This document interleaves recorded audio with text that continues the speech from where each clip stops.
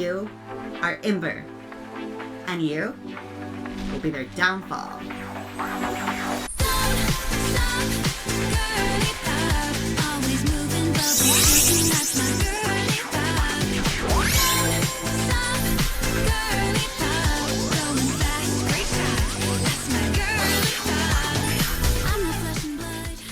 Have you ever wondered what it'd look like if Studio Trigger made a video game right after watching the entirety of the classic Totally Spies? Maybe while pounding pack after pack of energy drinks during development?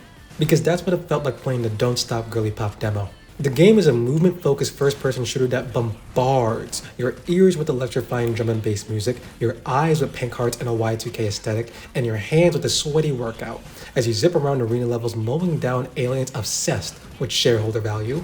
You play as Ember, a revolutionary with a love for the pop stars Zog sisters, as she faces off against the extraterrestrial love mining company Tigris Nixus, who have come to Ember's home planet. And yes, you heard that correctly, it is a love mining. Tigris Nixus has come to mine love as a resource. Secure the asset at all costs. I cannot have you idiot robots screwing this all up for me again. Shoot to kill. The demo took me about an hour to finish, which means for about an hour I was out of my usual FPS comfort zone. See, as someone who hasn't played much of games similar to Don't Stop Girlypop like Quake or Counter-Strike, bunny hops and similar movement tricks are more ideas than practice skills to me. I'm also very hit or miss when it comes to liking games that move at blink and you might die speed, so movement shooters often aren't high on my priority list. But any game with a disgusting amount of pink hearts and a flip phone is going to grab my attention. And fortunately, Don't Stop Girlypop didn't waste mine. The tight moment-to-moment combat kept me engrossed from start to finish. This demo showcased 3 weapons: a shotgun with a secondary mode that launches orbs that turn into disco balls of bullets when shot, a submachine gun with a secondary mode that shoots combustible pink bubbles, and a gravity gun that lets you pick up objects to beam at an enemy's head at a moment's notice. It also included a grappling hook and a sword finisher move.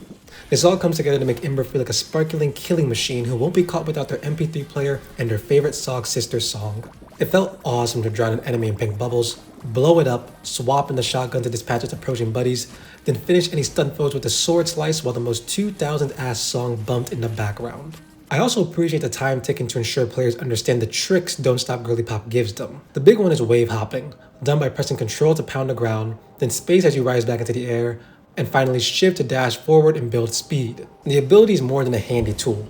Wave hopping is integral for keeping the momentum that lets you zip around and dodge more than a few bullets in the game's arenas, as well as increase and maintain a multiplier that affects your damage and healing.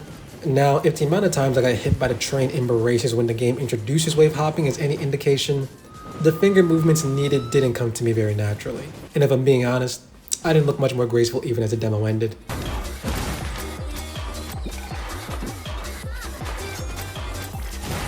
Despite being more aware of my keyboard than I've been in ages while playing, wave hopping requires some keyboard combos I need more practice with before consistently feeling like Sonic the Hedgehog. Fortunately, this minimally hindered my enjoyment.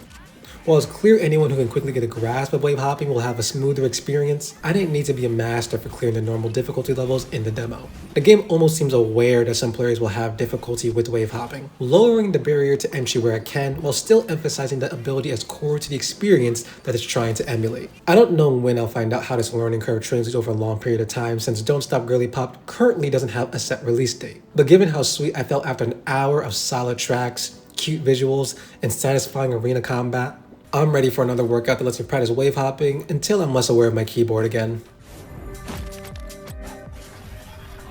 Well, partner, I'm a gentleman's goodbye. You fed me well, kiddo. I'll see you in another life.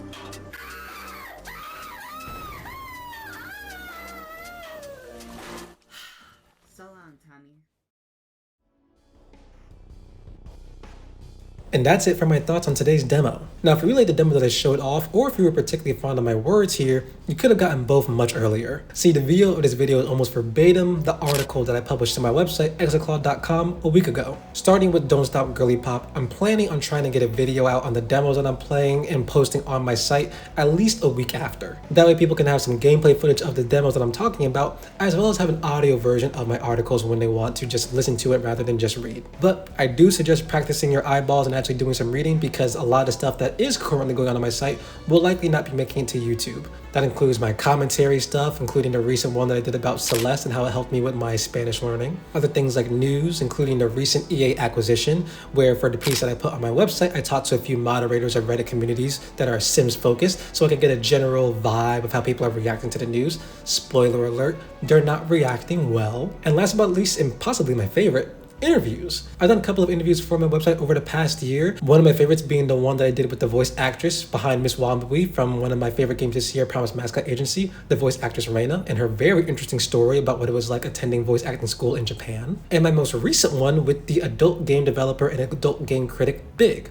who is in charge of the Adult Analysis Anthology, which critically covers adult games, the adult game industry, culture, and more. I found that interview particularly important to do right now, given the wave of censorship that Steam, itch.io, and other gaming sites are still facing right now, and the larger ramifications that has for all of us. Censorship never stops at one thing, and usually tries to get its grubby little hands on as many things that the people pushing for censorship don't like. The site's ad-free, will always be ad-free, and is really just a place for me to put my thoughts, commentary, and observations on games because they're my favorite medium. I love them, probably love them till the day I die, and I like writing about them. It's also free to subscribe, so any of the articles of the website go right to your inbox and you don't have to go to the URL unless you really like just typing out the name Exalclaw, which I won't stop you. That's why I named myself Exalclaw. Exalclaw.com, just so you hear it again.